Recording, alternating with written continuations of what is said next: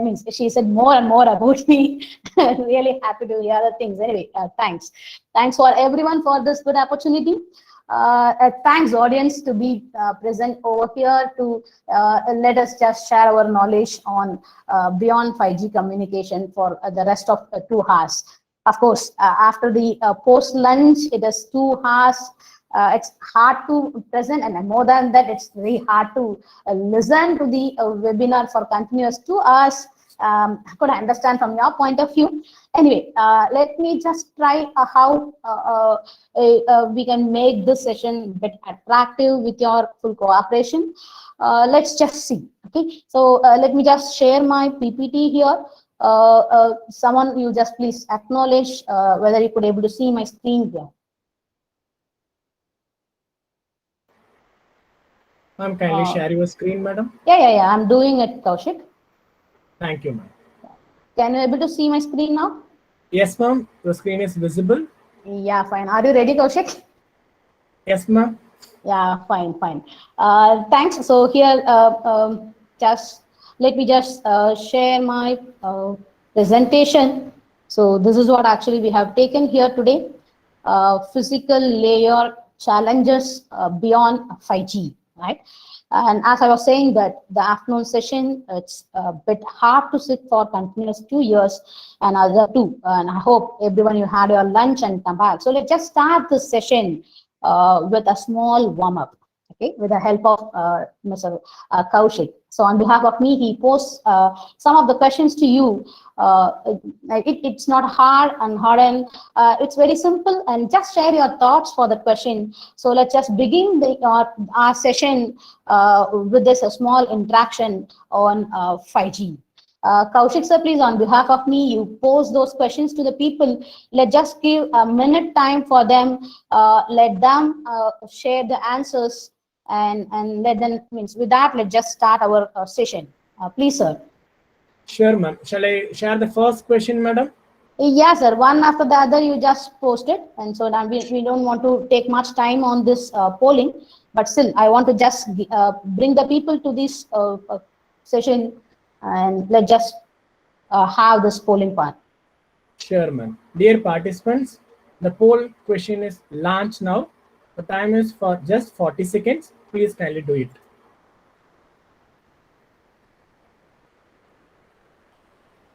Possible after the poll, let me know the results, Kaushik. Sure, ma'am. I will inform to you, ma'am. Yeah, please.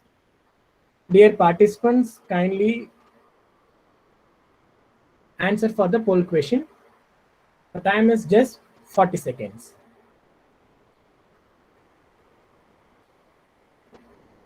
I think there itself you can register your answers. Kaushik might be given as an option, so you can choose your option, I believe.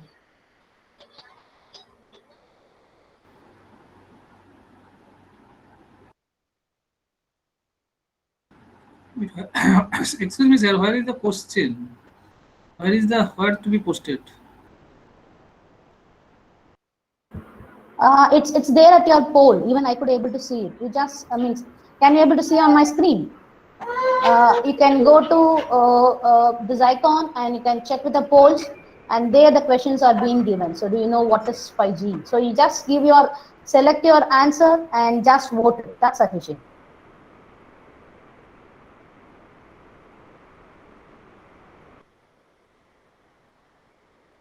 Respected participants, if you are attending the session in your mobile phone, kindly go through the activities column. In activities, there is a poll session is enabled. Please kindly click the poll and answer for the question. I hope the participants, you can understand what I'm saying. Yeah, it's a small task just to make ourselves a little bit active after our post lunch. And as I was mentioning that it's not going to be a kind of a one-side webinar. Let us just share our knowledge over this platform. So with that intention, actually, I created this polling option. Dear participants, kindly give the poll So far, 32 votes registered. By the time, I think you can post the remaining things also, I believe, Kaushik. I Okay, think just all a the minute. things. Yeah, I will post it now. Just a minute. yeah. Because no need to wait for the.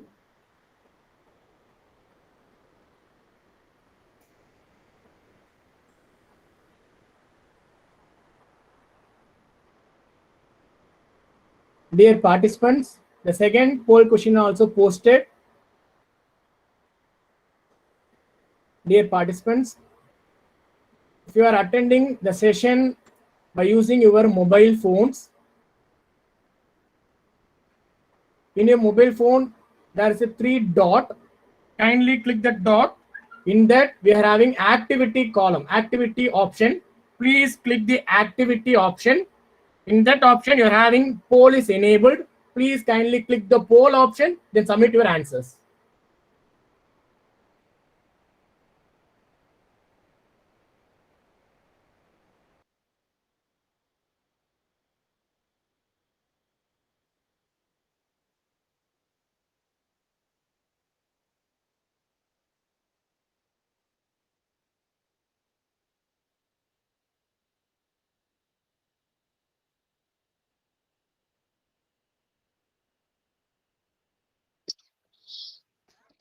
Sorry.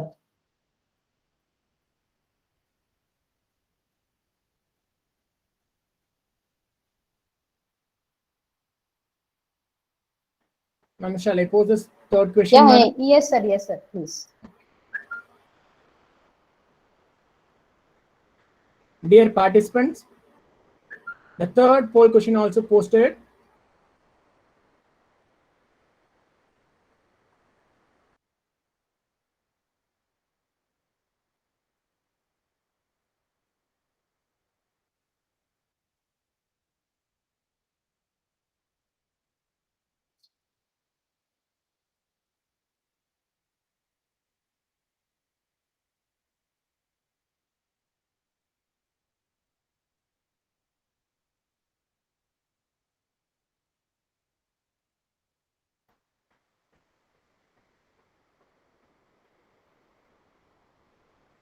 Um,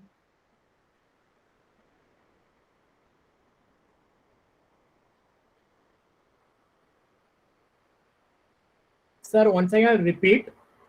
In your mobile phone, there is the option called raise hand. Adjacent to the raise hand, there is a 3 colon. Kindly click the 3 colon. If you click the 3 colon, it shows a new tab. In new tab, it shows call messages, share screen, show captions, and all those things. In that column, you are having activities. Please click the activities. In activities, the poll question is enabled. Please click the poll. Now you can enroll your option, your answers. I hope you can understand now. very, very clear explanation, Kaushik, sir. Thank you very Fine. much, ma'am. So, people, you enjoy voting on those questions, and parallelly, let us just begin the session. And let me use the poll decisions or whatever the discussion it's needed that time. Let me just use those things, right? Fine. Let's just begin the today's webinar: physical layer challenges beyond 5G, right? Actually, today's session it was actually planned to start with understanding of or the evaluation of this mobile communication or cellular communication.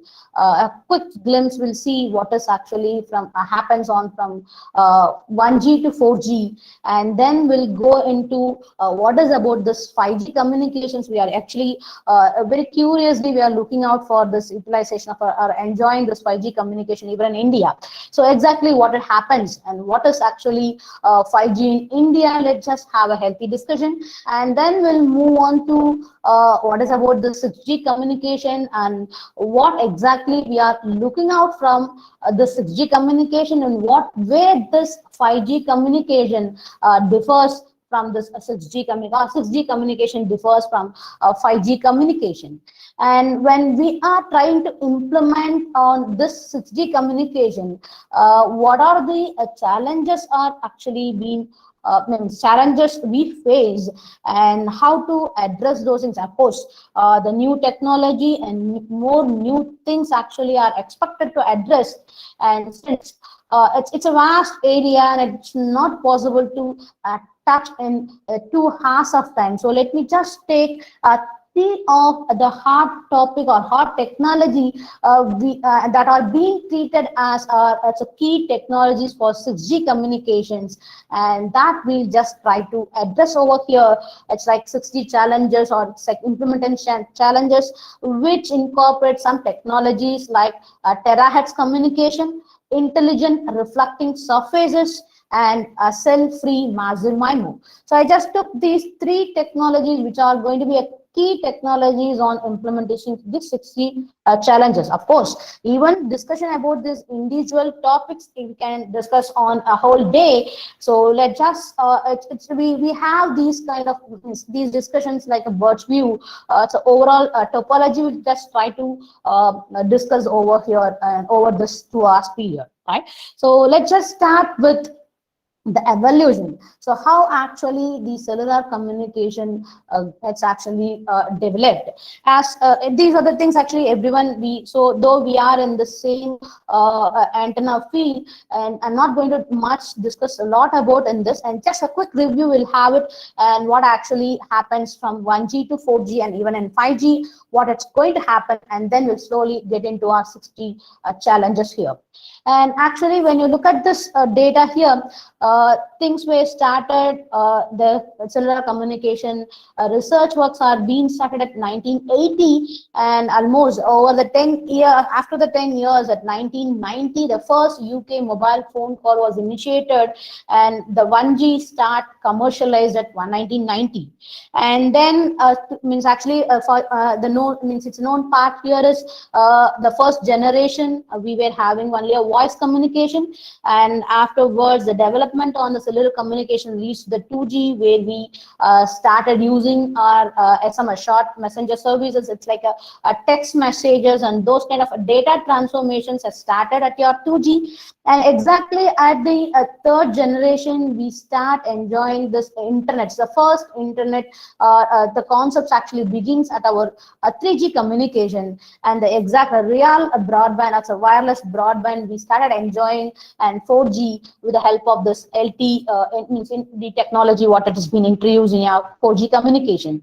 And as we know, in 3G communication, we were having the internet facilities, and your data communication and voice communications can be effectively done over the world. And in comes to the 4G communication, we started actually experience this voice over the LT concepts. It's like same stream or the channels being utilized for your voice as well as the data, that actually brings your system a little faster, right? So even when you think about this 1G to 4G and each and everything, the technology advancement along with this are parallel track, we were expecting the speed and high data rate. So this gives you very clear idea about the generation evolution. On 1G, we were having only a voice, and then we had little bit speed up and data communication initiated, and we started gaining little more speed as well as better data rate in 3G communication, and we are expecting,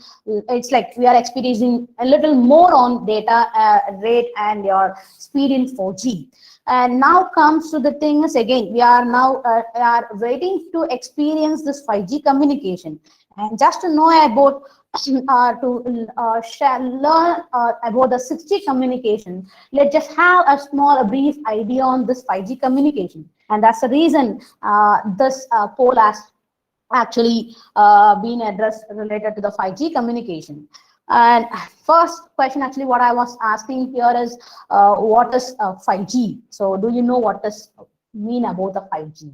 And Kaushik, can you share the data here? I hope how many they have mentioned that they know about the 5G, and do we have any people who gave the answer as not knowing the 5G here? Kaushik? Ma'am? Can I get the results of first question here now? So I hope might be everyone who voted means expected to give us they know about the 5G. And are we have any people who doesn't know 5G? Ma'am, shall I end the poll and share the results to everyone, ma'am? Yeah, you can. Okay, ma'am. Just a minute, ma'am. The first question, poll has ended and show the results to everyone, ma'am. Yeah, I hope you can get it, ma'am. I had to come out from my slide here.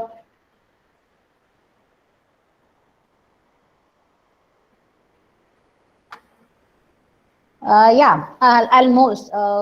Yes, ma'am. Out of 53 people, we could able to see that 50 people, they were saying that they know about the 5G. So now I'm happy about to hear the answers from here. So let's just have some volunteer here to tell, and according to their view, what is 5G? A quick explanation or what you know about the 5G. It's no need to be of one volunteer here, and can represent many of you. You can share your views on by knowing what actually you have given this vote as when you know about this 5G. So anyway, we do have 3 people who purposely gave this answer, I believe, and let's just share to them what is a 5G, right? So what does mean by 5G? Can anyone unmute yourself and give the answer for me, please? So as I mentioned, it's a shared part. It's a sharing of thoughts, a sharing of knowledge. It's not that one side transferring of information. So I'm not that much, I'm not a pioneer in the 6G communication or 5G communication. Let's just share what we actually gain over the period. So what is your understanding on 5G? Good afternoon. Hello, madam. The forum is open for interaction. Good afternoon, ma'am. I am Priyadarshini K. Desai from VNMT Bangalore. Actually, whatever I know about the 5G is it's a dense network, and high mobility and high connectivity is expected out of it. Because of the non-availability of the bandwidth, people are moving towards the millimeter or the higher frequency. That's the one thing. And the main target of the 5G will be machine-to-machine communication, the applications of IoT maybe. Even for the commercial purpose also, as the survey what I have done, they may take it this millimeter wave for the backend communication.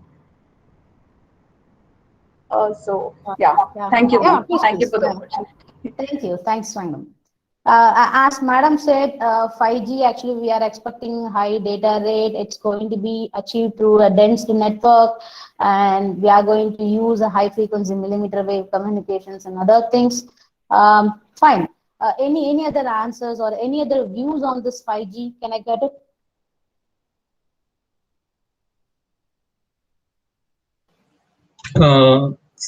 Myself, Kannan. Yeah, please, sir. I believe that 5G will be an experience of services. Instead of providing a definite data rate and all, 5G will provide a integrated solution, and you are going to experience, instead of QoS, you are going to experience. So it is experience of service from the service provider point of view. Fine, And fine, from fine. the technical point of view, everything will be integrated. AI, IoT, everything. Fine. So the expectation towards 5G is it has to be integrated with an AI, and it's supposed to be with, it's like device-to-device communication has to happen. Fine. Any other answers or any other views on 5G communication? Actually, hello, ma'am. Yeah, please, sir. Myself Prabhu from SNS College, ma'am. Yes, sir, please. My point of view is actually we have so many data from the satellite. Okay. For example, weather forecasting, like that. Okay, ma'am. But we don't have the mission to analyze the data, and also in order to predict the weather conditions. Okay. In order to do that, we need a high-speed machine. Okay. For that only, we are going for 5G. Nice. So again, you finally end up with the 5G network. It supports high speed and high data. Yes, ma'am. Yeah, and another one also I got it. It's like Mr. Ramachandran. To connect virtually everyone to everything together, including machines, objects, etc. It's like, yeah, fine. It's a nice answer, Ramya from KSK College. We actually, it's a kind of an IoT. It's going to interconnect or integrate the applications from the device and to the, means it's going to, means virtually it connects the human being or a man with a device. Fine. Any other views on or any understanding on 5G communication? Yeah, let's just see about what actually 5G on my view with means after completing the other 4 questions here. A low latency, quick response. Yeah, good. It's a nice response. Promising high data rate. So 5G is the 5th generation. It's actually expected to have high data rate, low latency, and it integrate with all devices. And it has actually IoT. It means those. I mean, all these things are being expected, and still we have not experienced this so far. So let's just write mission critical services, enhanced mobile brand, broadband, massive. What is it? Massive. Let me just say it. Massive IoTs. Yeah, of course. Nice. It's so many people who are actually working on 5G, and I'm happy to see about the results. Through the answers, I'm getting more interest towards this 5G and 6G communications from your side. Finally, just move on to the next poll here. Is sorry, overhype? Okay, question is itself a bit fine. Actually, question was is 5G is a overhype or it's a warranted? Okay, fine. People have given with hype, means it's overhyped and warranted. So let me just get some views on these things, and let me just get 2 votes. And one represent your overhyped, and one you just tell what is actually why you are saying this is a warranted.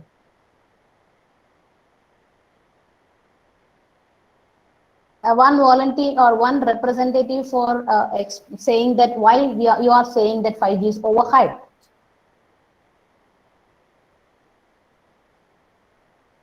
Yeah, we have to see a lot of things behind, so we should not running out of time. So please, quick response. Why do you actually vote for overhype?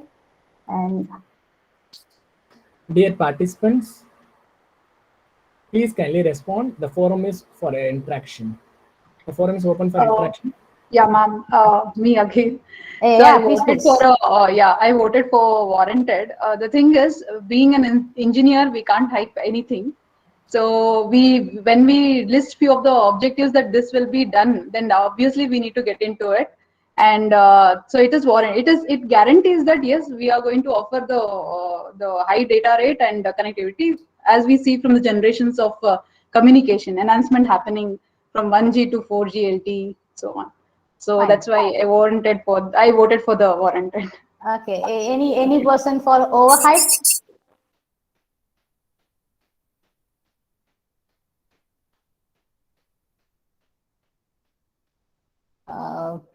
No responses. I think so. After Madam says that being an engineer, we should not say overhyped. People are actually being quite that because everyone are engineers and they are actually trying to again come up with hyped, I believe. Fine. Thanks, Madam. And when do we expect to have access to 5G? Almost more expectations like high data rate, low latency. Fine. So you are saying that is the reason you are hyped. Of course, in all the both the way we can take it by saying that you can able to achieve 20 GB data rate and getting it on hand, it's lesser than 1 GB. So that kind of experience when we face it, we used to feel that really it's been overhyped. Might be 4G even communications. We are saying that we are demanding 4th generation is possible to get it near 15 GB, but average data rate when you calculate it or when you get the data from the surveys, around 13 GB. Anyway, it's near to it. But when we experience less than 10 GB, and we will be coming to that decision that so high. So people were saying it's a high data rate, but it's not happening over there. So might be people who experience this 4G on their areas, they might be with this overhyped. And fine. Anyway, when do we expect to have access to 5G?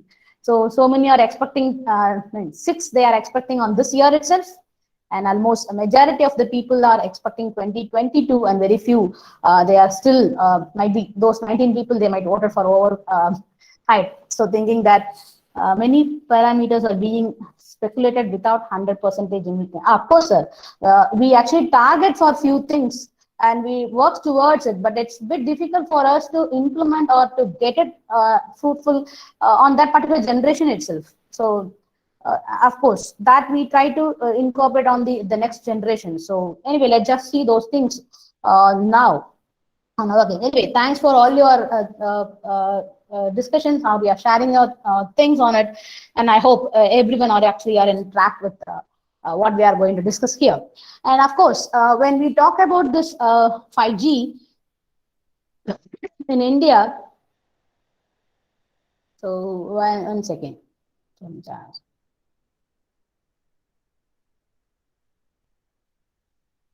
So when we talk about this 5G, as everyone you shares that we expect this 5th generation communication a bit faster. It has to be related with an IoT, and we have to have a communication between devices and human being, and so many etc here. And actually, when we talk about the 5G means 5G in India, though 5Gs are being tried to implemented, and the people who are in South Korea, China, and US, and they actually lead the world on implementing this 5G technology. And few places it will actually been implemented, and they started means enjoying this 5G speed and high data rate. But when come to the things which are in 5G in India, actually the recently read it that the development of telecommunication, they allowed the private telecom peoples like Airtel, Reliance Jio, and this Vodafone India to start their trial for this 5G technology. And in fact, actually these trial 5G technologies are expected to happen in June, and unfortunately we are actually postponing this trial 5G, and expected to soon it happens on India. And other than that, actually too many investments are happening in our India towards this 5G research. In fact, the government has launched a program called building on end-to-end 5G testbed, and that actually gives the platform for an advanced innovation and research towards this 5G. And that has been actually sponsored by MIT and DST, and a collaborative of like IIT Madras, IIT Hyderabad, Delhi, Kanpur, and Samir, so IIC Bangalore. These people actually together working on this and to make out end-to-end 5G testbed. And of course, recently actually I had a chance to meet Dr. P.H. Rao of Samir, and came to know that, and almost it's at the end stage, and our 5G testbed is ready for the use. And as madam was saying it, actually Priyadarshini ma'am, she was mentioning that it's a dense network, and so many things are being it's supposed to be bring it to the 5G implementation. It's like, so in that case, it gives a room for architectural change, so that immediately it's not happens possible to happen. That's maybe the reason for getting delay on 5G implementations on our India. And even this trial run, what the government they suggested, they are actually trying to give a 6 months period for the trial, which includes this implementation of a new architectural part here. So because so far what the cellular structures, what we use it, and that we have to make it as a dense network, as madam says. So for these, we should have some architectural change, and that needs some time for that to happen in India.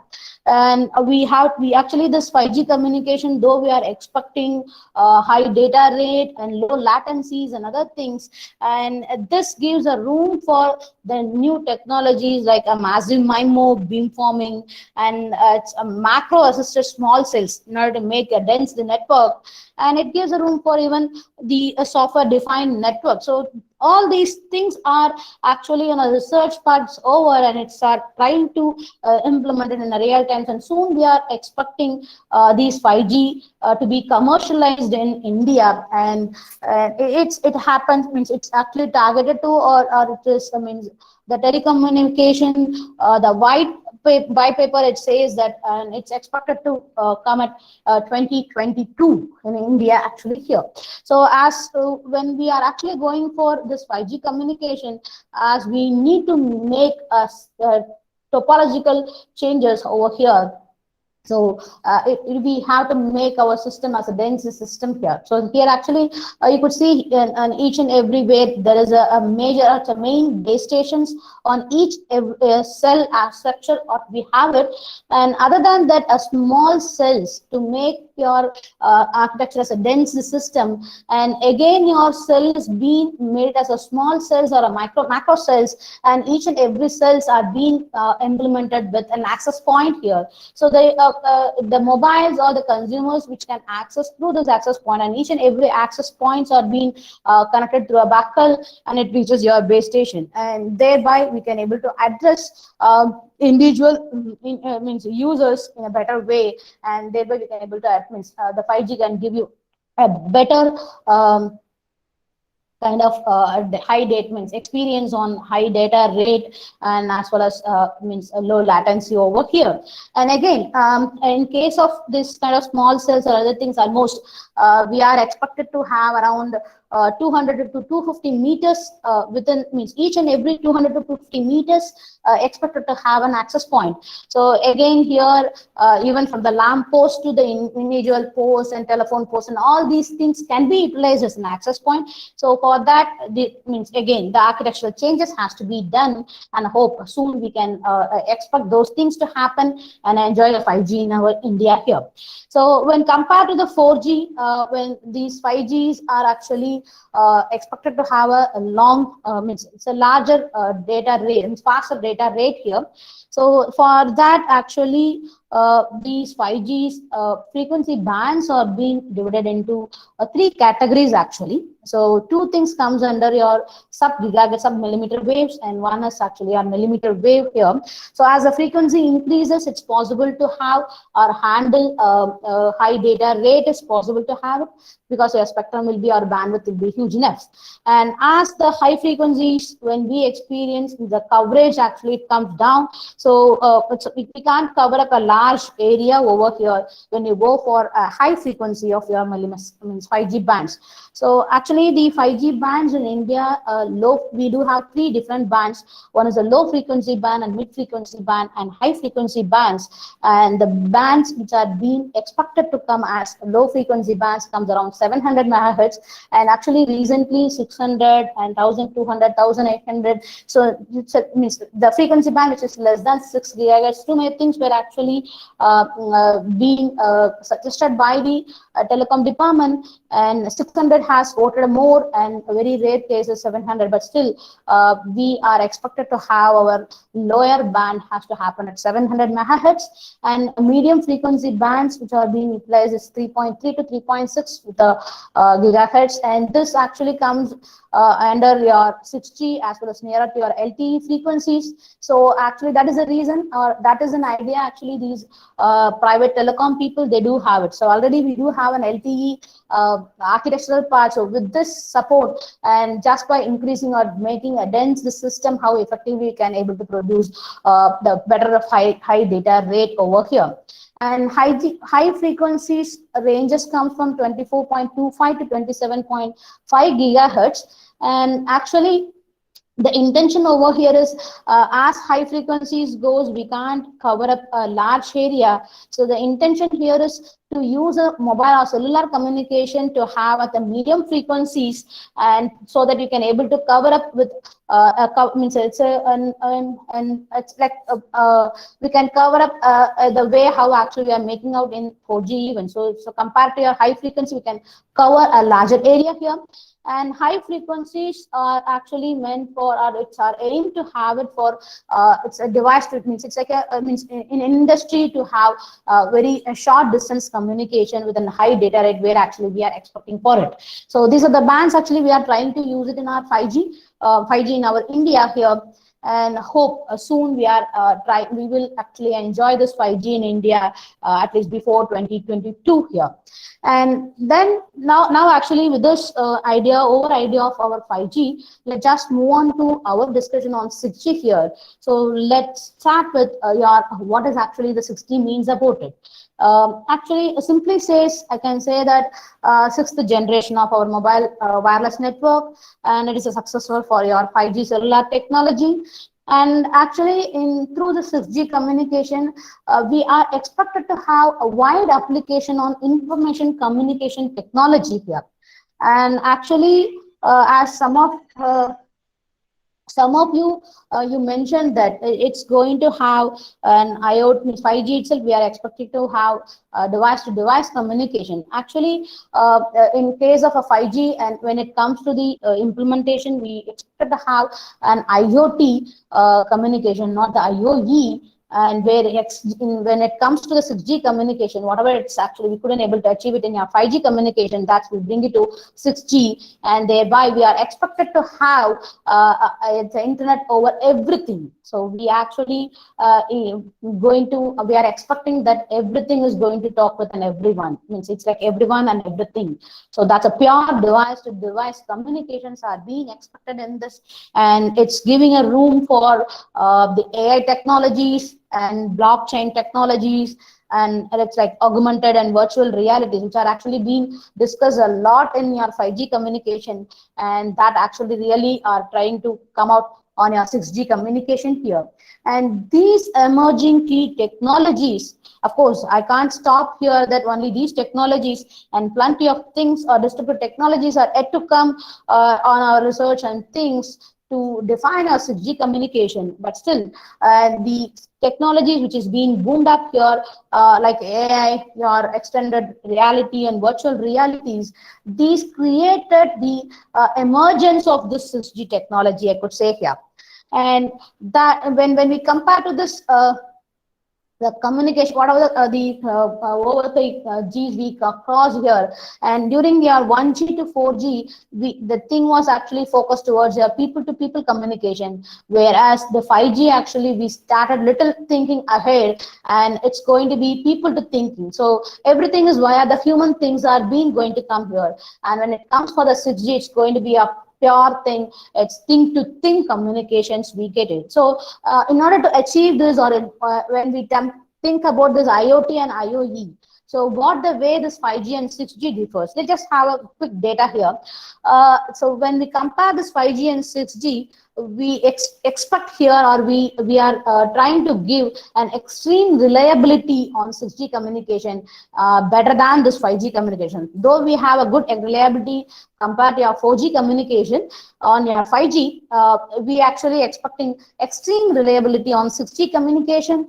And as of now, we don't have any AI technologies on 5G applications, but we try to we are expecting that AI will get integrated with your 6G communication, and thereby we can able to achieve this thing to thing communication over here. And when topology comes, actually the 5G communication, it was actually user based, and where your 4G communication others are network centric. And in 6G communication, we are expected to have it as a service centric. So whenever it's a need from the users, and your network will be utilized, or the clusters will be framed according to it. And as I was saying that the core aim or an idea of your 5G is IoT, whereas in 6G we are aiming for IoE, it's an internet over everything.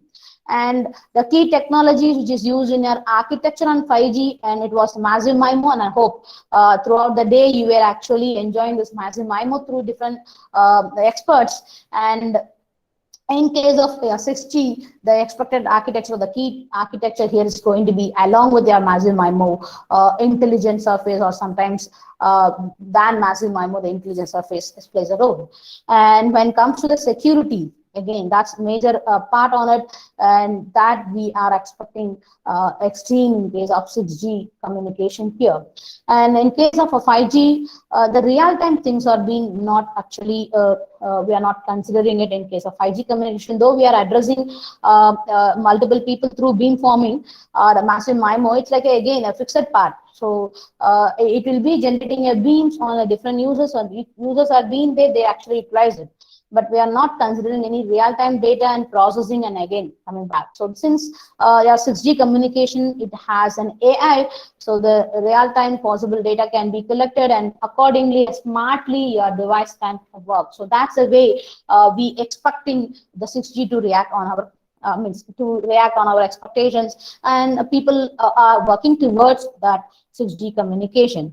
Fine. And actually, when we talk about this 5G, 6G communications, though we are not actually implemented or enjoyed this 5G communication in India, and what is the need for discussion on 6G communication at the earlier, at the earliest and now itself.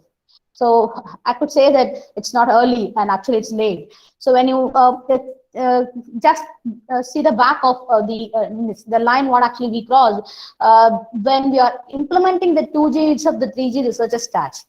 And similarly, before the 4G 3G implementation, while doing itself 4G. While 4G doing it, we started our 5G and we are expected to have our 5G at 2020 or 2022 in India, right? So in each and every cases, whichever the technologies we could not actually make it out, and that will be the starting point for the next generation from where actually we started our things. So even in case of your 5G communication, actually it has been expected to have a device-to-device communication. So actually, when 5G it started, we were actually working towards that has to happen. But actually, when it comes to the realization or commercialization, now we can able to do with the 5G, the IoT, and not with an IoE. So there we starting out that actually making us to move towards the 6G research, and we actually trying to do device-to-device, a full-fledged communication with a smartness, which includes a smartness to the devices for making an high-speed communication here. So though we are expected to start the 5G implementation by 2022, and of course it's the right time to discuss about the 6G communication research, since we people are actually mostly we are from academic and research groups. So we actually focus towards the research work on 6G communication. It's the right time to discuss about the 6G research on this occasion here. So as I was saying, that a few technologies which are actually missed out to implement on 5G can be carried over here to start our 6G communication. And what actually, when we talk about the 6G, I was saying that what actually we are getting that what is actually 5G, 6G now, and what can we expect from this 6G. So as we are discussing about the 5G communication and what way actually it is differ from your 4G or the expectation, the first and foremost things comes to the, even at the layman, when you go and ask what you're expecting from the 6G, he says that whatever the capabilities, what I have it on 5G, I supposed to have it again with additional augmented by advanced in digital technology. So that's a basic things what we expected. So 5G, whatever we have it, there should be some advancement on it, and that's supposed to be of your 6G communication. And of course, when you look at back your 1G to 4G or 5G, and all the way our intention is to have a high speed and high data capacity over here. So of course, in 6G also we expect than your 5G speed, than your 5G data capacity we expect. What else we expect?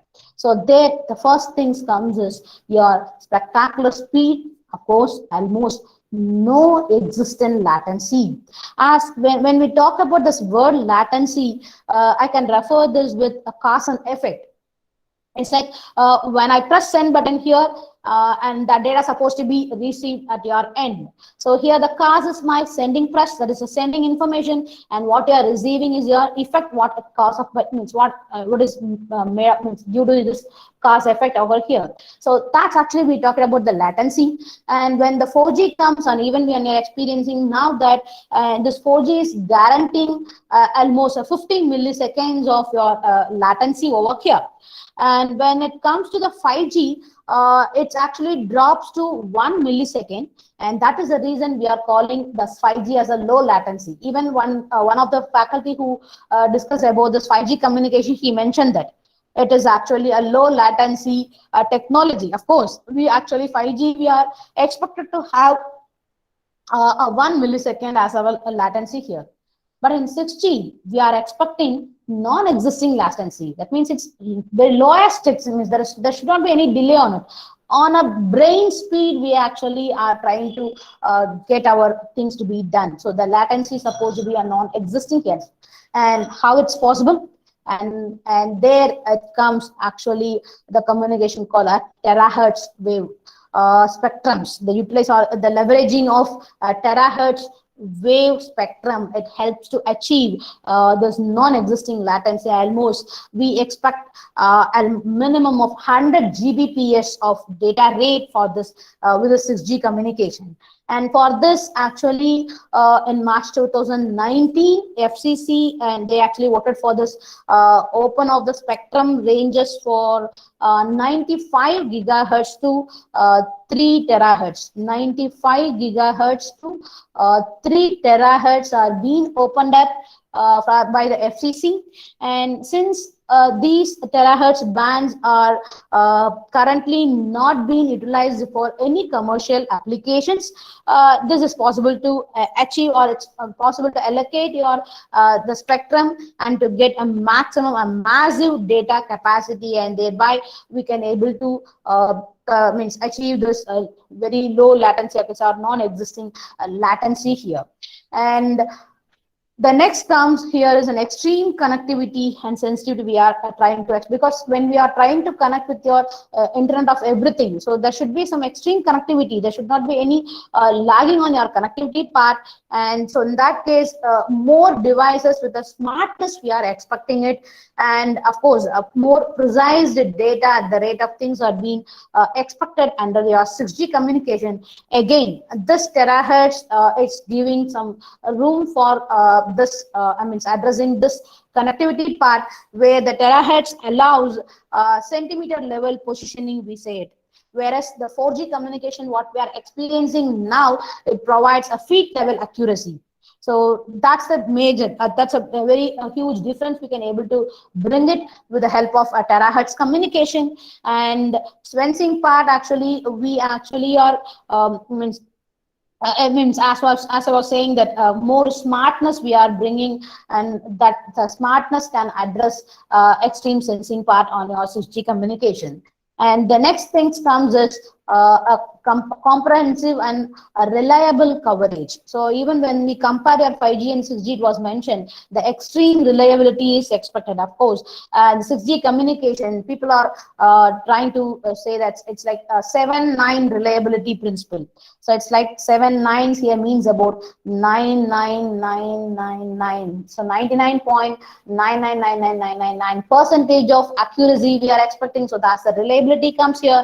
So the 6G communication expected to have anywhere, everywhere, and always. So that's a reliable coverage here we are expecting. And when we talk about the massive advancement for artificial intelligence, so we were saying that we have to bring this artificial intelligence to the 6G, and this artificial intelligence can process or transmitting data at the brain speed of the brain. So that much fastness we can able to bring it on a quick actions, on a quick decision taking on your 6G communication. And the next comes is, of course, to make on everything, and whatever the advancement we expect an unparalleled energy efficiency. So power supply here. So this 6G gives a room for power supply technology using radio signals. So that leads more energy efficient devices with ultra low power consumptions. So already we started experience a bit on this, the NFC type of charging and other things which comes. Of course, we expect on once the 6G, when 6G comes, your power supply technology to the radio signals is going to play a major role on it. And thereby actually we try to utilize the energy harvesting technologies. Even you have crossed some means it's like an antenna called a it's like a solar antennas.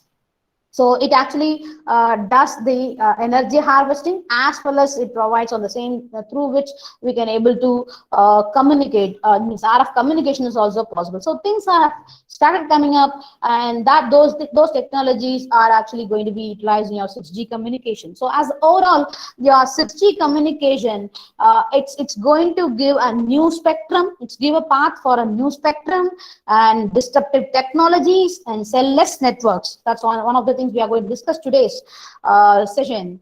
And virtualization, of course, energy efficiency and artificial intelligence. That's about your 6G communication. So the majority of the challenges which are being addressed with one of the technology here is a terahertz communication. So let's just move on to the terahertz communication. We'll see about what actually this communication means about it. Terahertz communication. Actually, this terahertz frequency range, the spectrum lies between microwave and the infrared. So that's it's actually the gap between 0.1 terahertz to 10 terahertz. We call this as a terahertz gap, and actually this is a bridge between microwave and infrared rays here. So this terahertz waves are neither your optical waves or it's not the electromagnetic waves here. And in case of when we look at this things which are supporting devices which are available, we have a n number of plenty of microwave devices we do have, and we are doing radio communication here. And similarly, when I look at your light side, there is infrared sides, we do have thermal sources, thermal detectors, and so many things are being means they are already been available, and we are actually utilizing for various applications here. So, but when the demand increases, so the high data rate and expectations increases, and we have to look at it for the new spectrum which can address all the applications or the requirements, and there it comes terahertz waves. These terahertz waves actually not been utilized or not been allocated for any application so far, and so that a good spectrum can be a large bandwidth can be utilized for the 6G communication, which helps to achieve or to address high data rate as well as the fast speed communication over here. And actually these terahertz communications are not are booming up now or anything. We could find an article by Ki-Sue at 2012 itself, and he has done his research on terahertz communication and this infrared communication. And actually means to his even one of the review paper by Koch, very known author for your fractal antennas and other things, and his research or review paper says that we are expecting, I mean, he according to his view, and it is expected to this terahertz actually replacing the wireless LAN by, it may replace the wireless LAN by 2023. So many research works have been started on this terahertz communication, and the literature says that when compared to your millimeter wave communication, these terahertz communication can provide ultra high bandwidth. So as I was mentioning earlier, it's a huge spectrum can be utilized, and it's not been allocated to any of commercial applications. So it can able to get an ultra high bandwidth. As ultra high bandwidth is there, as we know that we can able to get a high data rate. And unregulated frequency, it's not been given to any of the commercial applications, so we can regulate it to your 6G communication. And as already we know, the higher means it's an upper range of your millimeter wave itself. It provides, or it actually demands for directional beam, as this is beyond your radio waves or it's a microwaves. It actually demands for a very sharp directional beam, and since the directional beams are possible to get it, we can suppress more side lobes or unwanted radiation on the other directions when we subjected to this beam forming concepts and other things. And of course, this terahertz communication or this terahertz frequencies are less attenuated. Means less attenuated to your fogs and other things, so it's actually possible to means it actually been less attenuated with the things which have been actually more concerned on your millimeter wave communications, and high securities are possible to have it with your terahertz communications, through which is actually we are saying that your terahertz, it has a large spectrum and large capacity, and that actually protects against this channel jamming attacks and other things. So there we are saying that the terahertz communication is possible to give a secure communication. On the other side, when I come to your infrared side, so compared to your IR radio communications, actually these terahertz communications are, as I was saying, that so lower attenuation to the fog and dust, and which is actually more on your infrared as well as your millimeter wave communications here. And your terahertz is safe to the human health here. So with an article, because it's a terahertz is a tiny molecules, and it doesn't actually harm your health or human body things, and that actually more we were actually means the discussion was there at your millimeter wave communications. It's like will really this millimeter wave communication harm the people? So even you would have heard that Chawla, she put the case against this millimeter wave communication utilization, and again anyway it's got actually means she actually got a revert back that, and for the popularity she done it, and nothing is going to be with that kind of actions. Anyway, so anyway the thing was there, the millimeter wave harms the people or anything, that kind of confusions or that kind of more debates has come. And here actually the terahertz communication, 6G communication, that's actually that means crosses this safety part on your human health and other things. So actually the property of terahertz, it says that it penetrates through the material applied to the other parts of EM spectrum, and actually it gives a room for the detection and other things, and it does not initially actually changes the chemical structures of body. So actually the X-rays and other things which may changes your chemical structures of your body, and that may harm your body. And your tetra wave, actually terahertz, it's a low photon energy that actually doesn't harm your those radiation doesn't harm your biological tissues, and it's possible to have create image and transit information. So these properties and other things, it gives a room for the terahertz communication to address multiple applications. It's like you can use it for a medical diagnosis, you can use for a bioimaging and security purpose, and even explosive detective for your cases. And of course, since we are using a large spectrum, terabit communication is possible to happen on this. So here, still, these are the things. Actually, I was saying that very long back things were started, but still it's not been materialized. The main thing is, as I was mentioning, that we do have enough amount of research work and things on your microwave as well as an optical, but the terahertz source, terahertz detectors, and these kind of devices are not being much commercialized, and people still working on it. So there's a room for us to work on terahertz devices, terahertz kind of sources, detectors, and antennas, and so many things are being there for us. And of course, by utilizing those things, there is a room for addressing different applications as mentioned here.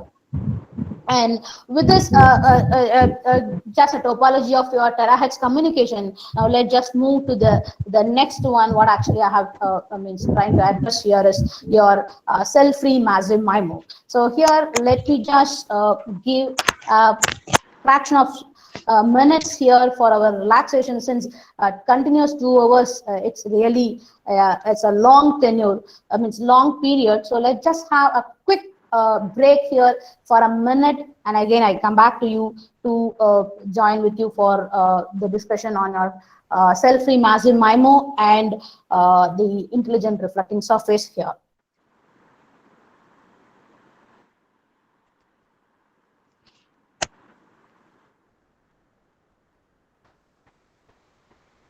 Dear participants, kindly hold on for a few minutes.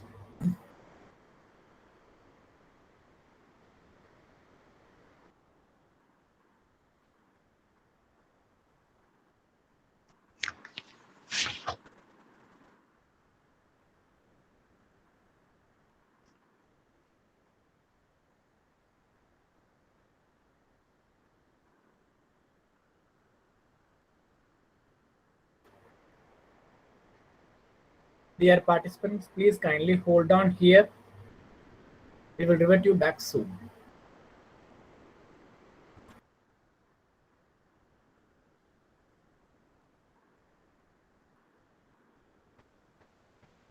Professor Shalini Ishwaramurthy madam, kindly mute your mic, ma'am, please.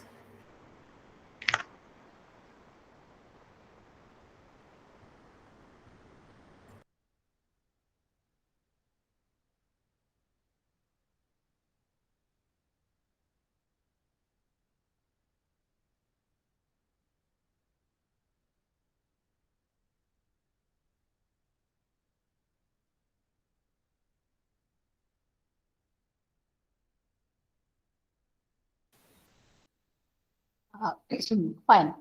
Hi back, and hope you also got some rest for a while. Actually, so far, actually, we were discussing about the terahertz, in which some of you people have mentioned that address on the sensing, or let me just look on the questions what you have posted. Spectrum sensing, how to enhance the spectrum efficiency, and see some lights on waveforms that can be used. Actually, so far the researchers is saying that analog means kind of communications which choose a mode on this 6G, and to my knowledge, again, yeah, 6G communication works with a TDD type of communications, such as time division duplexing, it plays a role. And spectrum efficiency, how we can improve it? Yeah, of course, let's just see on your remaining, means the rest of the portion when I share with you, and I hope I can able to answer on the question what actually Manish sir who asked it. Let me just move on to the presentation here again.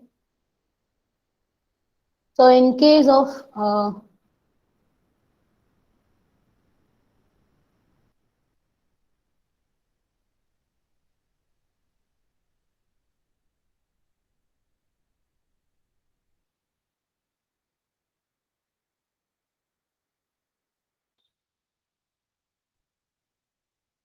so till then, actually, we were discussing about the terahertz communication. Now let's slowly move on to your cell-free massive MIMO. And before getting into the cell-free massive MIMO, let's just have a quick it's a review or a back on a massive MIMO. Of course, from morning onwards, you are getting more details on massive MIMO.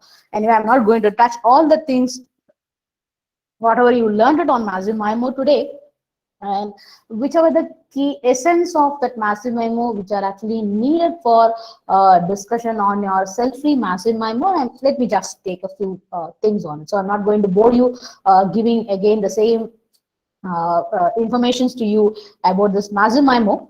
And here the quick thing is, when you talk about general structures, actually, when our traditional cellular network, when we talk about it, we actually split your topology into different cells, and each and every cell, it will have some base antenna, and through which it happens, each and every base antennas are being connected with your MSC, that is your core network. And through acts means these base stations, it actually communicate each other, so thereby it actually address your mobile users. So that was a topology we use it, and we well aware that these kind of topology helps to use a frequency reuse, and thereby the channel capacity actually got improved. So that's a technology we were using it in traditional way, and later on a part to communicate, means to have the better communication, the conventional cellular networks were addressed, where you could find that your cell is being divided into different, means even a single cellular networks can be divided into multiple cells, and there will be having an access point on each and every cell, and it can be addressed, it can address your mobile station, sometimes whatever the mobiles which are being actually on that particular cells over here. So in case of this cellular network, so when you look at it on these topologies, only each and every mobiles is actually linked with a single access point which are on this particular cell. So in that case, when though the density actually increased here, or when I say that when you demand for the high data and other things, the better throughput we expect. So when you're talking about the throughput, I can relate the throughput with cellular density and available spectrum and your spectral efficiency. So multiplication of this gives you a throughput calculus. It's general simple formula for your throughput. So here, to increase the throughput, I can actually increase, or I can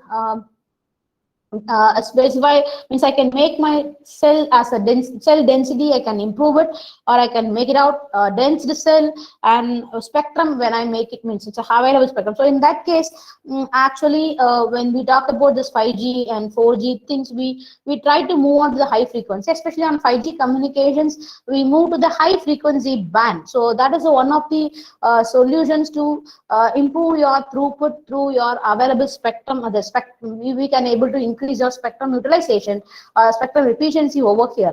But when you see about the means when we are talking about the cell density to make or to address the mobile users, we increase the macro cells, and each and every point will have an access point, and through which your mobile users can communicate with the access point, and through which each and every access point is connected through means backhaul networks, and with that actually a main server networks we actually connect with it. So again, here when you talk about this cell destination, when we question that really the cell destination helps you to increase the spectral efficiency, when this question comes, actually it's again, I mean, it's like a big question mark here, since when we talk about this voice communication, and this tends the cell networks, and actually it works out, because the coverage actually we get it more here. But when we talk about the data communication, the power actually which is received at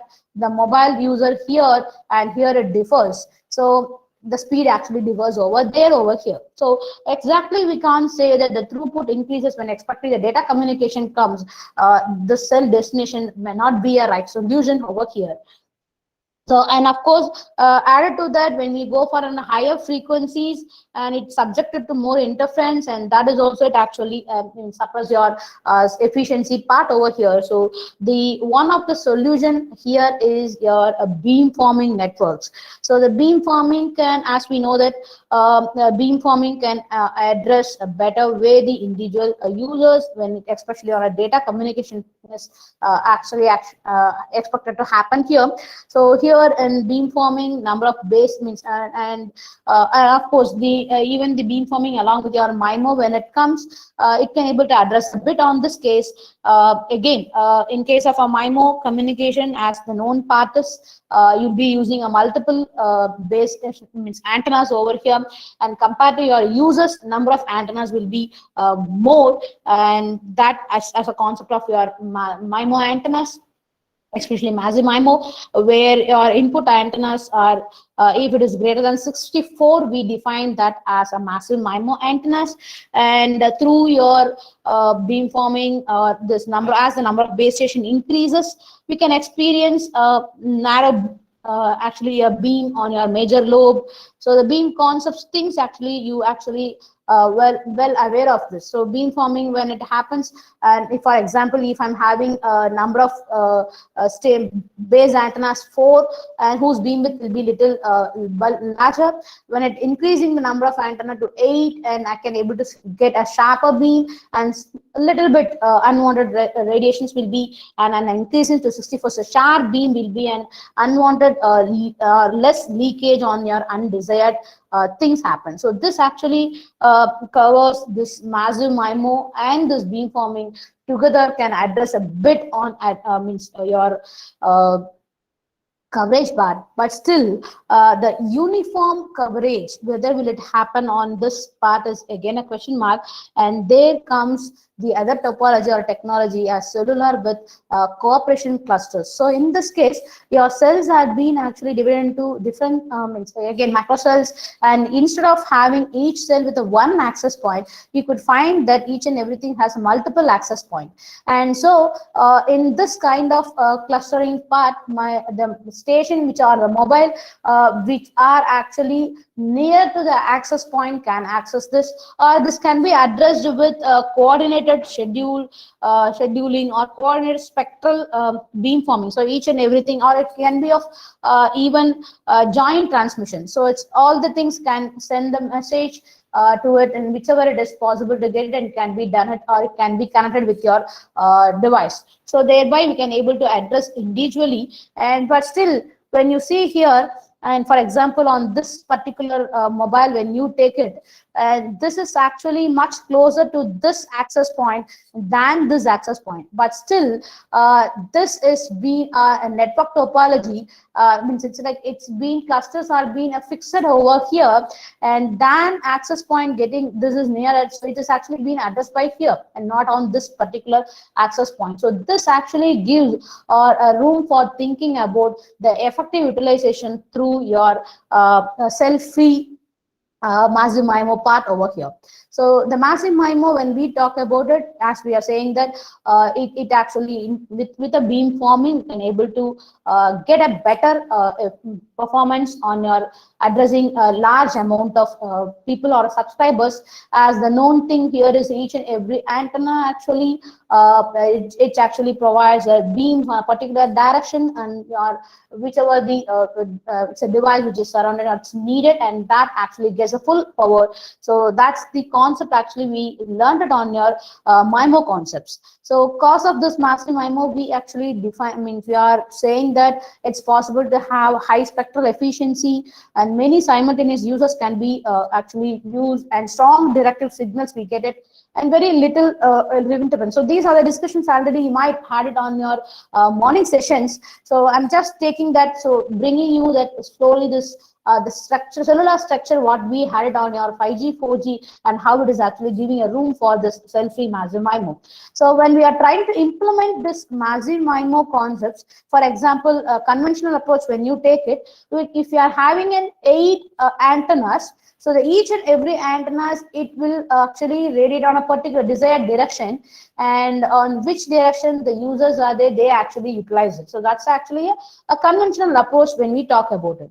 But when it comes to the massive MIMO, we will be having each and every, means it's like there won't be any more number of antennas we use it, and so that it is possible to address a more number of users. So in conventional, very limited number of antennas will be used. When it comes to the massive MIMO approach, and these antennas which are being used on your MIMO means base station, that can address a huge number of users here. So thereby it can address, or it can we can able to get all the things. But still on this, again, each and every antenna, it actually radiates on particular directions, and whichever the devices or the end users they get benefited with the minimum power what it is being transmitted.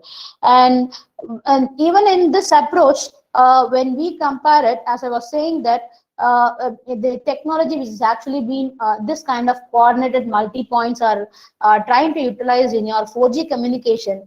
But still, when we talk about this efficiency, spectrum efficiency, this coordinated multi-points, it lags. Or I could say that, I mean, and people are, even in the literatures we are getting that it's not that much a successful way, what actually successful model here.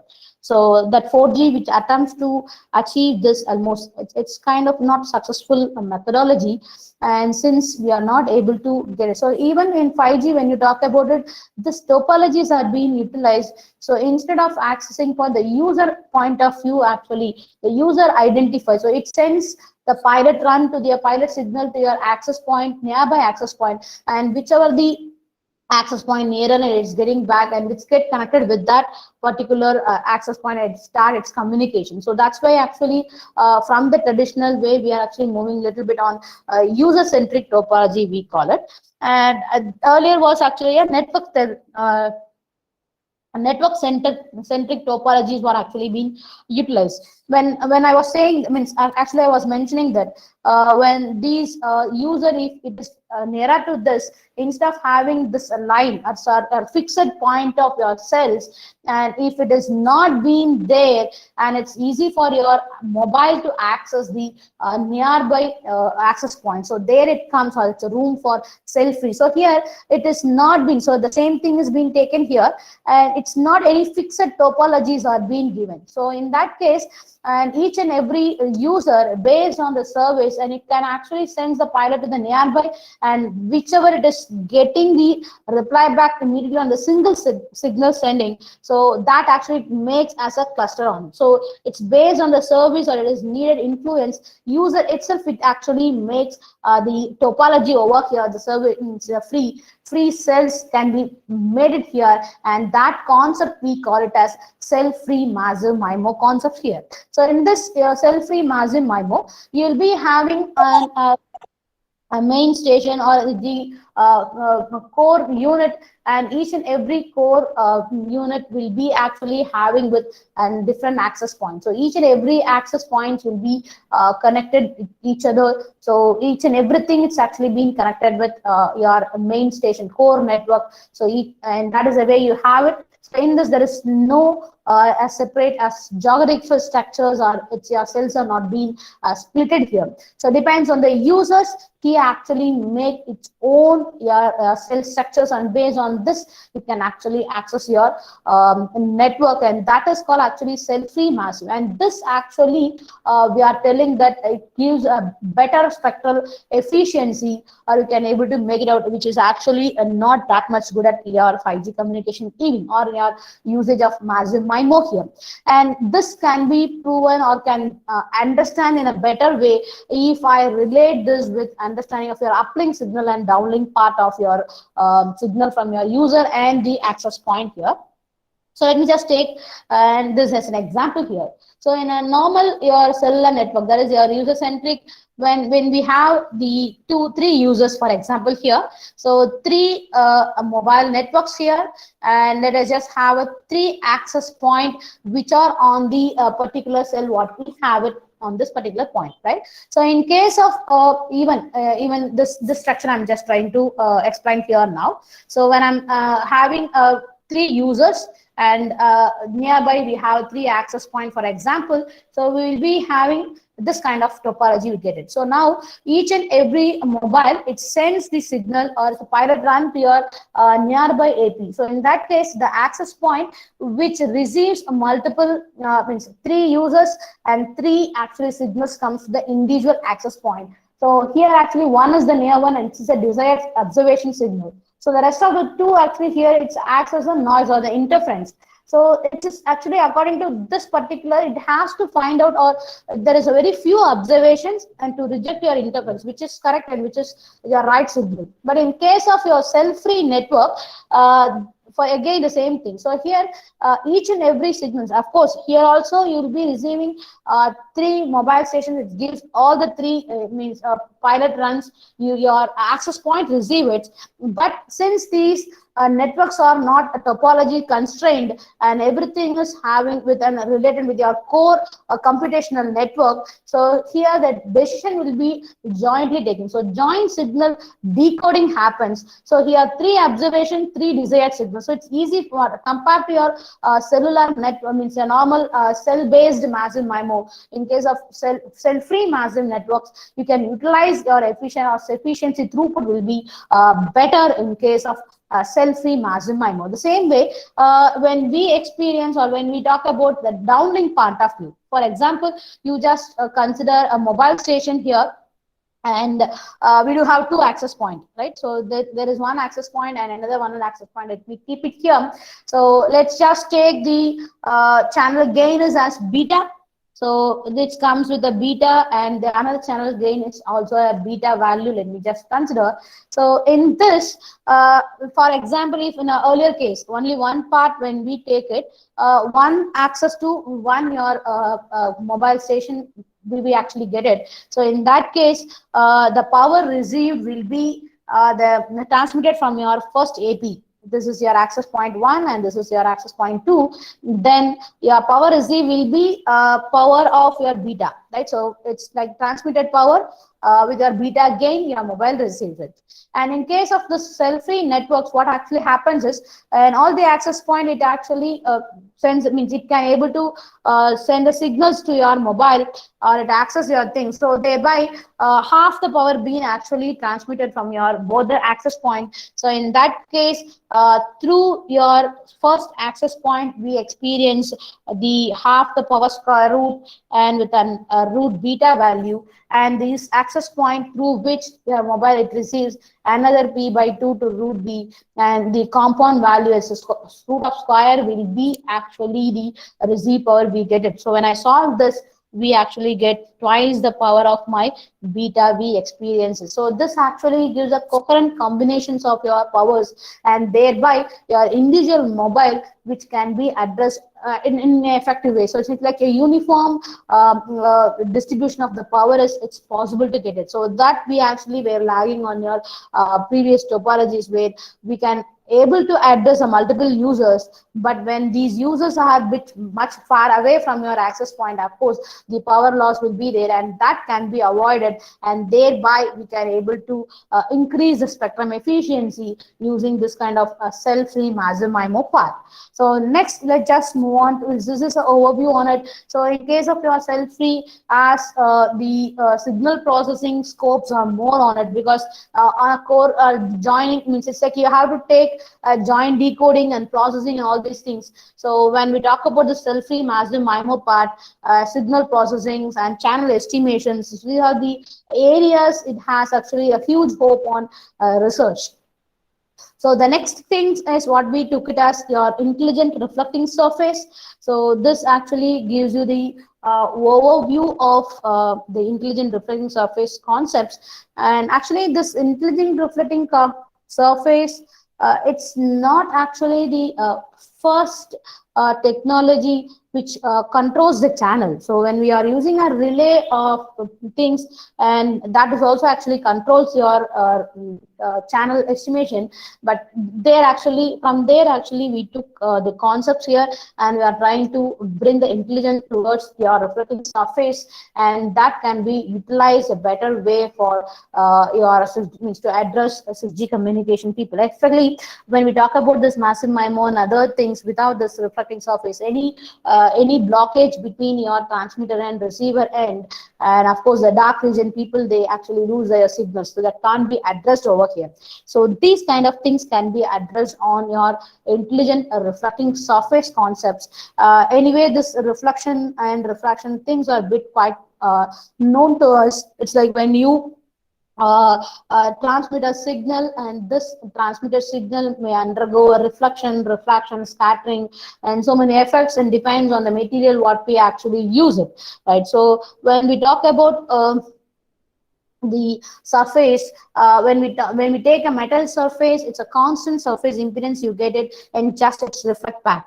And when we are taking a meta surface, so here actually we can alter the surface impedances, and thereby we can introduce some phase shift on your reflection. So here actually we are tilting your beam, so when it is comes and hitting your intelligent surface, and that's get actually it's take different phase shift, and thereby the reflection angle or whatever you are getting at your receiver end, it has actually it actually tilted your beam and directed your beam to the users, here we can say it. And if the same thing, it's been introduced with some discrete components and other things to control your phase shifts, and there it comes a practical meta surface. So these are the different surfaces which can be, means it will be in case of reflecting, means it can be used as a reflecting surface. So here, before we go into the intelligent reflecting surface, let's just quick through on your evaluation on your intelligent reflecting surface here. So when we talk about this evolution, it started with your fixed reflectory. So that's what I was saying, that's a relay type kind of thing. It's not new now. It's been started at 1960. So we are getting a few researchers on it. So we can actually get a reflectors or it's kind of a relay type of things it is. So it's that reflect back, and you can able to receive your signal, and that's actually the first part. And then it comes as even your people have crossed this frequency selective surfaces. And these frequency selective surfaces, again, the surface, it gets reflect back, and that reflected signal can be utilized for your or directing to your beams. So there we get some reconfigurability or meta surfacing through which you can reconfigure the wave which is actually coming and hitting your reflecting surface. And then it comes to the control part on it. So far when we talk about it, even in FSS and reconfigurable FSS are being there, people, they work on a frequency reconfigurability using your frequency selective surfaces, and that can be used for even the changing of the reflection, introducing of, even you can produce a beam forming, or you can generate beam forming operations using this reflecting surface, and depend or introducing some meta surface on it. So as you change the phase shifts, or when you're introducing the phase shift through the meta surface, and I can able to change the directions of the beam, and that's actually comes the usage of your meta surface. Again, there when I introduce any components, it's like your pin diodes, varactor diodes, these kind of diodes, when I use it and when I'm trying to change the impedances of my surface, then I can able to change the direction of my beam, and thereby I can able to reflect whatever it is getting reflected, and based on that my impedance changes, and I can able to produce the different angle the beam generation. So that's actually, we call it as a beam forming through your intelligent reflecting surface over here. And in case of this, again, the evaluation, or which has been highly considered for your 6G communication, is how I can controlling my meta surface. And that actually using some algorithms and other things, controlling unit, we use it. That's what actually we are seeing here. So here you could see that your IRS control, there's an intelligent reflecting surface which is being integrated with your controlling with your access point and along with your IRS part. So here, based on the signal, it can able to control and do it. So this controlling unit may be with a microcontroller or signal processing unit. So still things are more for scopes are there on this intelligent reflecting surface to how intelligently we are controlling it. So again, the reflecting circuits controlling it. So how smartly we are controlling it. So there it comes that considering of your real-time software controlled meta surface. So it has to read the real-time things. So it's like where the user is, and what velocity he is moving. So based on that, I have to tune my impedance and beam direction, have to change it. So the getting of real-time information and then controlling on it and producing a beam to the desired user, and that actually a real intelligent. Yes. Hello. No, nothing. You can proceed, madam. Fine. So someone is calling, I thought. Fine. So that actually the real-time software controlled meta surface, and that is actually being called as intelligent reflecting surface. And people started working on this from 2018. You can start getting some references on it, and a huge hopes on this intelligent reflecting surface.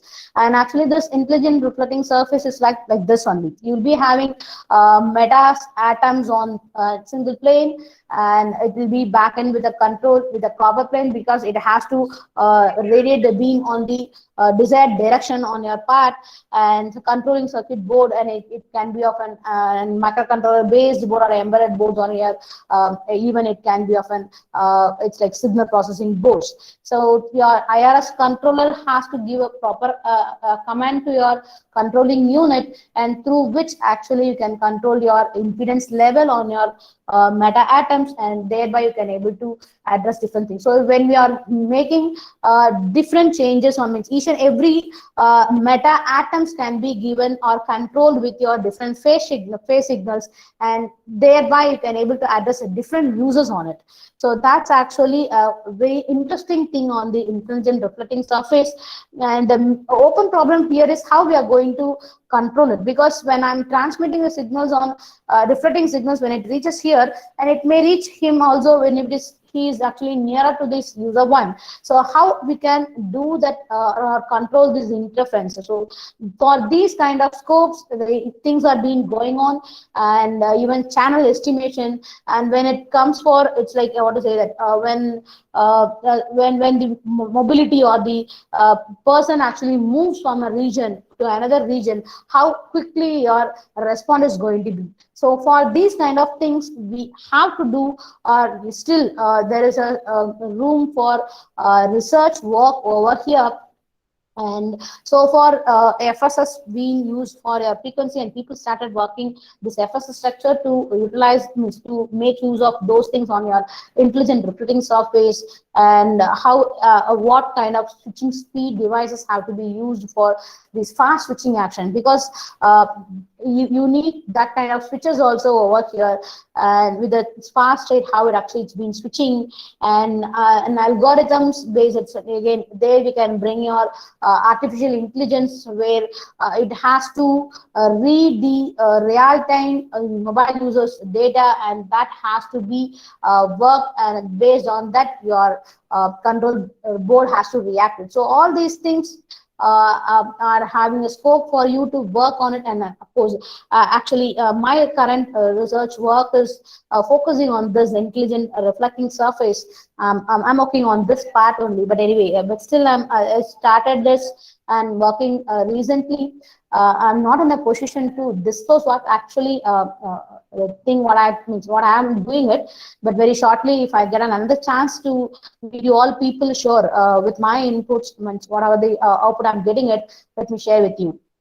So that's about the overview of intelligent surface over here. So here, as I mentioned earlier, I'm not going to go in depth with each technology, since my intention is to give an overview of the technology which are available and which are actually playing a key role on your 6G communication. People who are interested can work on it. So it's an overview. That's why I put the word that let's just have a bird's view on these technology.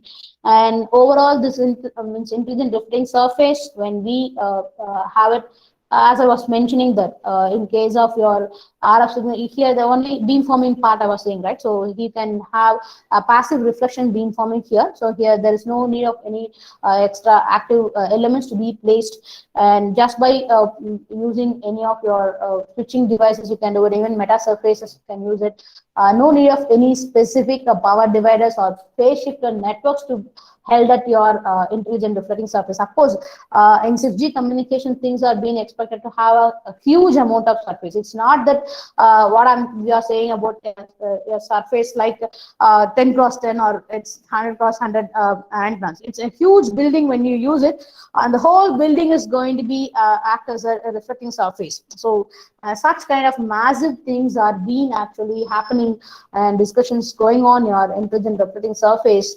And in case of your intelligent reflecting surface, the power consumption is much lower than your length of your access point. What are the relays and other things what we use it in earlier cases, and no additional thermal noise are added during your reflecting, because it's just going to be a passive element. It get reflected back to your desired thickness. So and here the main challenges, we can say that so passive beamforming, how we are making out, that is such a big challenge here.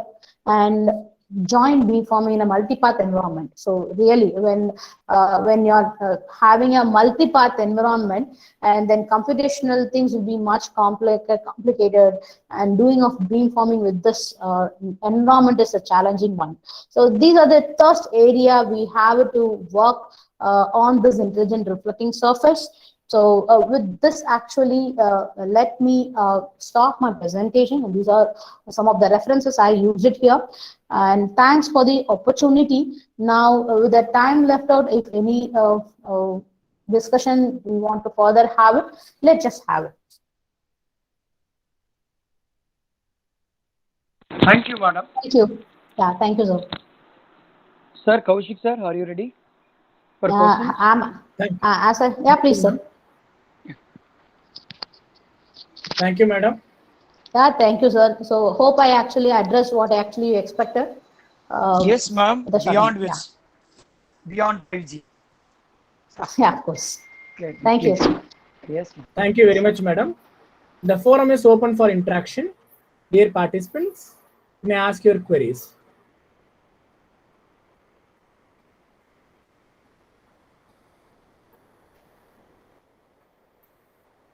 Dear participants, the forum is open for interaction and you are asking your queries.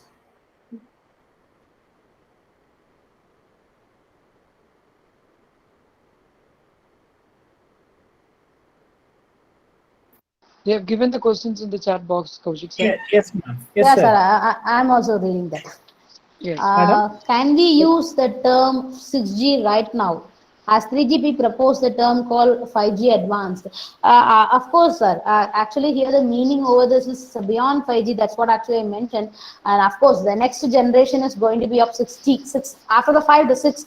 So it can be a 5G plus or it can be of 6G, but majorly people who already the research work started at different countries. It's like Finland, China, USA. Those people already they started this the next generation communication, naming that as a 6G. So that's why actually now actually I use the term 6G here. By referring to them, but according to 3DPP things, we people are saying still as 5G advanced or beyond 5G communications. And can you please put some lights on waveforms? Actually, these things I touched it a bit. What is the effect of attenuation loss and atmospheric loss in terahertz? As I was mentioning that the terahertz property, when you look at it, it actually not getting affected with a more atmospheric effect. So normally when we talk about this millimeter wave communications or high frequency communications, we bothered or we worried about this atmospheric effect, fog and effects on it. And actually a terahertz are actually getting it's those things are not getting affected on this terahertz communication. That's why they are strongly says that this we can have a good communication, a faster communication on this terahertz. But still, a few papers are listing out this what is it? The effect of atmospheres on it. Even I was saying you right. You can check with that paper. It's called what to say? 1 second. It's actually by Kesu, Kesu, the author name is, and 2012 he actually done his work on this terahertz communication and infrared communication. So his study says that terahertz communications are very less attenuated on your fogs and other things. But still, you can find a little more surveys on this, and even if you have a good capability on doing on your part, you can just test it. And when you have a time, you just look at his paper Kesu 2012 on terahertz and infrared communication, and even he has given very clear things about how to conduct these kind of experimental effects on atmospheric losses and other things. That paper actually gives you a good idea about it. And anyway, thanks for your compliments.